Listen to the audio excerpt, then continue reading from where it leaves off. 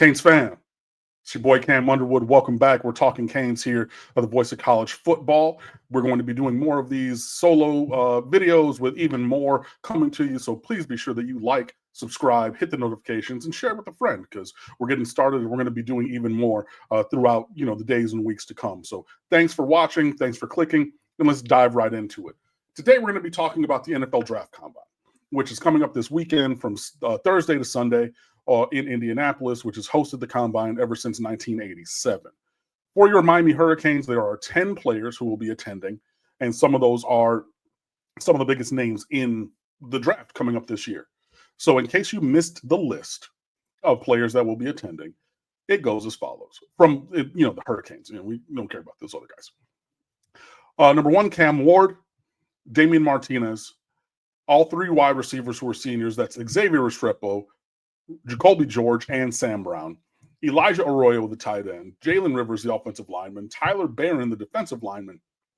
Francisco Kiko Mauinoa, the linebacker. And last but not least, Andres Borregales, your kicker. So those 10 players represent, I think, the seventh or sixth most largest group from any one team going to the Combine. Could have been a little bit more if you had a Amish Powell in there, but he was not invited. I still think that he could be drafted, but he will not be there at the Combine.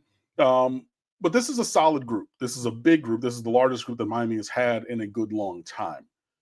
And I have a preview up on stateoftheu.com probably by the time that you're watching this video. So please go over there, fan with us at stateoftheu.com, check out all the further narrative.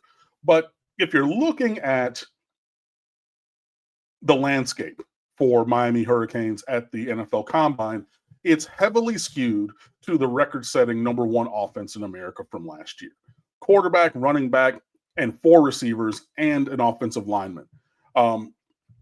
If you count 3 receivers and a tight end. So that's really where Miami's name is going to be heavily propagated this upcoming week. Tight end goes on a day separate from wide receiver, running back, and tight end. So Elijah Arroyo will be the superstar on that day. This is a guy who there were only 6 players in the NFL who clocked a faster miles per hour sprint than what Elijah Arroyo put on film. I believe it was from the Georgia Tech game touchdown. I think it was 21.8 miles per hour. There were only 6 players in the NFL last year who ran faster. Like guys who are known for being fast, like Xavier Worthy from the Chiefs, didn't even run as fast as Elijah Arroyo at 6'5", 251. So this is a guy who is definitely in line to see his draft stock rise for the performance he can put on at the Combine. In terms of receivers, Restrepo, this is a guy who I think is going to light the change of direction drills on fire. The position-specific drills, I think he's going to do really, really well. Your career all-time leading receiver at Miami. Jacoby George and Sam Brown both made lots of plays at the Shrine Bowl. So I want to see how they stack up at the Combine when they're going to be going up against other guys, draft prospects. And I think that they're going to show well. For Jacoby George, the talent has always been there, but, he's just been sometimey with the penalties, the personal fouls, and just the lapses of mental focus. So I want to see if he can be dialed in for a couple of days. And if he is dialed in for a couple of days, that really could help him in the pursuit of being drafted. Sam Brown is bigger and more physical than Jacoby George. And if he's able to put it together in, another feature setting against draft caliber guys, such as he was competing against at the Shrine Bowl, I think that can be really advantageous for him as well. So your receivers are in a great spot. Damian Martinez is a guy who also has seen his profile raise recently. He was a standout at the Senior Bowl, as well as Arroyo and Restrepo.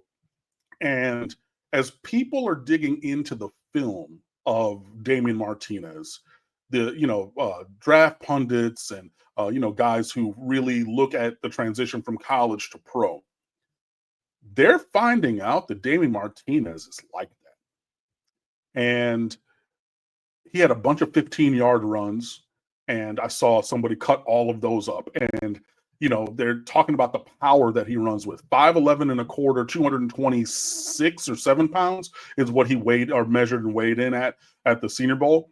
So, big and physical, but he has quick feet. He's able to navigate inside zone. Saw another person who cut up all of the really impactful runs from Miami running tight zone or inside zone. A lot of times they'll run that split zone where they bring a tight end from one side across the formation into the play side, and then you run inside on that. And Damian Martinez was really, really effective in that. Also, I saw from Pro Football Focus, Damian Martinez had the second highest rushing grade in America behind Ashton Genty. So his performance on running plays was uber elite. So every other running back in America that you can think of, any who are in the draft, a Cam Scadaboo or anybody else, did not grade out as high as Damian Martinez did, according to PFF, with the singular exception of Ashton Genty. That's impressive, guys.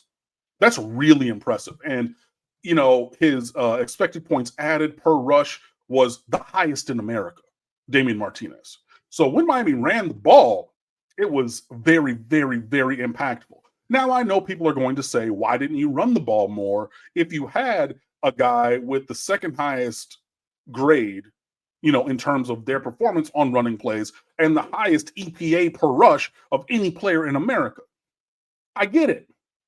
We also had the number one offense in America, guys.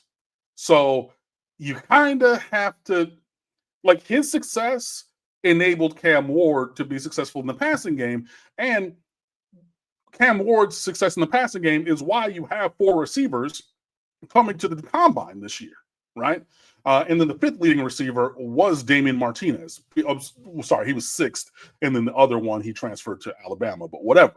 So 5 of your top 6 receivers, including Martinez, are here at the combine. I know we wanted to do more with the run game, but it was very impactful when it happened, and you kind of had to play. You're going to rob Peter to pay Paul, but you don't want to take the ball out of Cam Ward's hands because he was far and away the best quarterback in America. So all of the skill players, I think, can make names for themselves. Jalen Rivers, the offensive lineman, another guy who played really, really well at the Senior Bowl, played all over the offensive line. He played guard, tackle, and even took snaps at center. And at the Senior Bowl and Shrine Bowl, those teams are coached by NFL staffs. So NFL coaches got to see him in multiple different areas.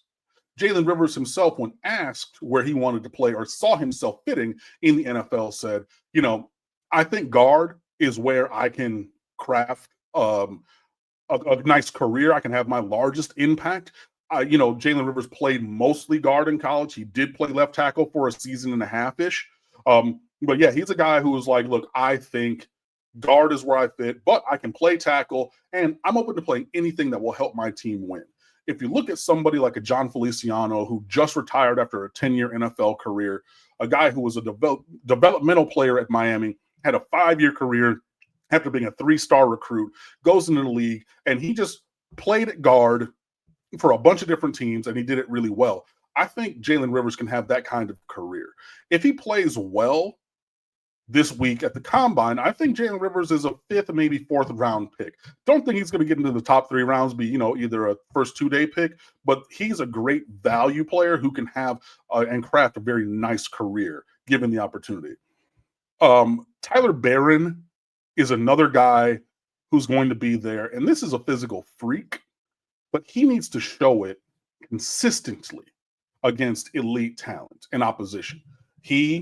Again, you've heard me say it multiple times in this video. He played very well at the Shrine Bowl. He made a name for himself. He was at the top performers across the entire week, even in the game. Everybody's raving about Tyler Barron.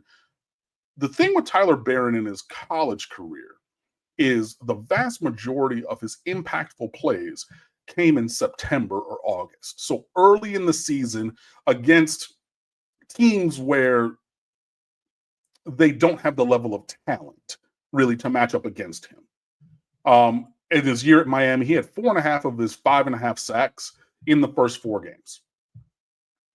So you're talking, yeah, he had a good game against Florida, but FAMU, Ball State, USF, that's really where he made his impact. he didn't come back into really making an effective play or getting pressure on the quarterback and making a sack until Syracuse, which was the regular season finale, guys. So this is a guy I need to see do it against the kind of athletes that he's going to face in the NFL. I think he's going to test well, like he's a guy where you see him get off the bus and you're like, let me buy that jersey. Like, he cuts an imposing figure, but on the field, it was really feast or famine. And the feast happened when there was a mismatch in his favor, and when it was comparable level of talent, he really didn't perform that well. And I'm even talking about going back to his time at Tennessee. Now, he did have a sack against Florida in 4 of his 5 college seasons, which LOL Florida. But yeah, he struggled really playing against peer level talent. So he's going to need to test well and also do very well in the position drills that are going to be there in this week at the combine. Kiko Mawinoa, the linebacker, this is a guy who's a beast against the run. Need to see him continue what we saw at the Shrine Bowl again and do well in pass coverage. Kiko Mawinoa, I'm interested to see what his athletic testing comes back as, because I think he's an average athlete, and that's why when put in one-on-one coverage situations, he struggled, because teams are going to look for mismatches. And at the college level, they found those matches, with more athletic running backs flexed out into the slot, and you're basically just going to run a slot fade, and my guy is faster than yours, and then Kiko Mawinoa, all of a sudden, you're just running, trying to chase somebody down, and unable to do so.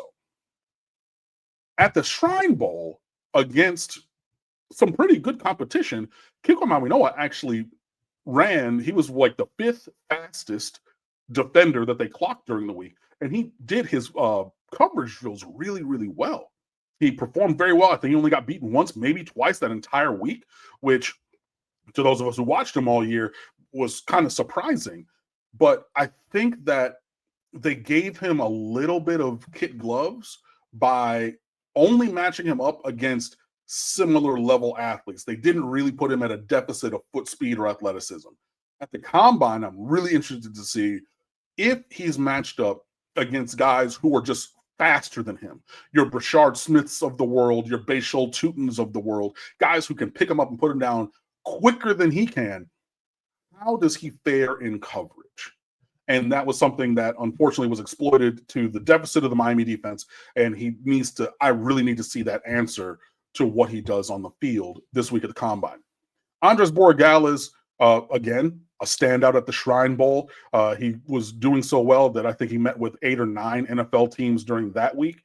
He's one of the few kickers who was invited to the combine, and he's going to have his workout early and then meet with teams. And this is a guy who, if you're looking towards the end of the draft or as a prime undrafted free agent acquisition, this is where he's going to fit in. He's one of the top kickers in this draft or in this cycle. Your career leading scorer at the University of Miami. He's a guy who's gotten many looks already for what he did in his showcase game and then moving forward as well. So, I'm interested to see which other teams meet with him, or which of the 8 or 9 teams that he met with at the Shrine Bowl decide, hey, we're going to meet with you again because it's that time. We've already had our initial meeting. Let's dive a little bit deeper as we're looking to address our kicking situation moving forward. So those are 9 of the 10 players who will be at the combine in this weekend. And I did leave the best for last because I wanted you to watch it to the end of the video.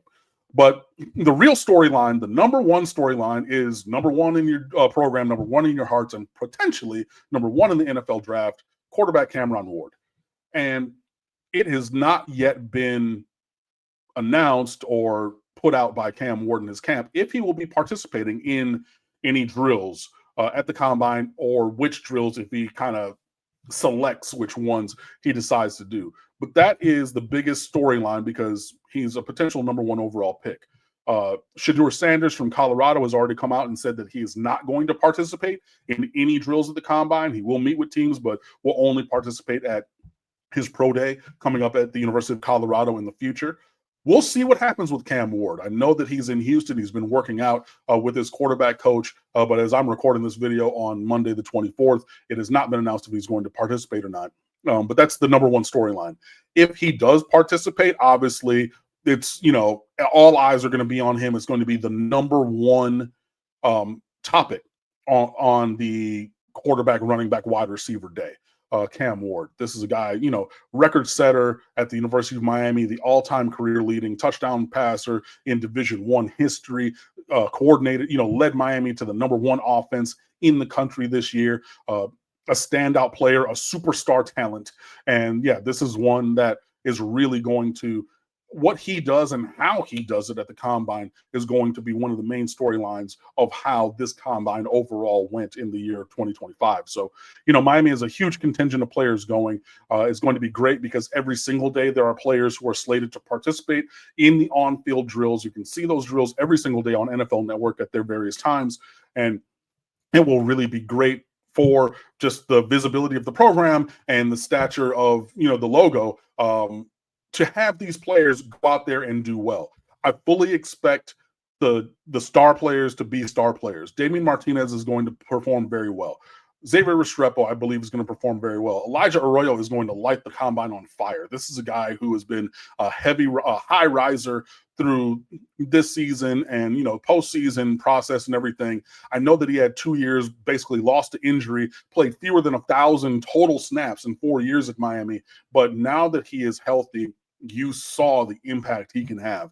And I've already told you, there were only 6 players in the NFL who clocked a faster on-field time than Arroyo at 6'5", 251.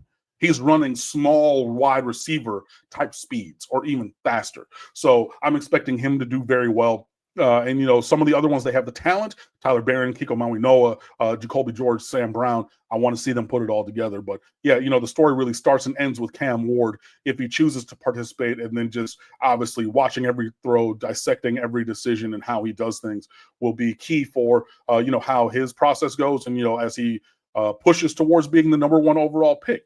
But that's kind of my view on the NFL Combine preview for the Miami Hurricanes players who are going. Hop in the comments, let me know what you like, what you're wanting to see, and things like that. So, thanks for watching. Be sure that you go over to stateoftheu.com, come over and fan with us because we have content over there every single day. And be sure you lock it into this channel here at the Voice of College Football Miami Hurricanes channel, because I'll be back with even more in addition to our live show, which is every Wednesday at 7. So thanks for watching. We'll catch you guys soon. Go Canes.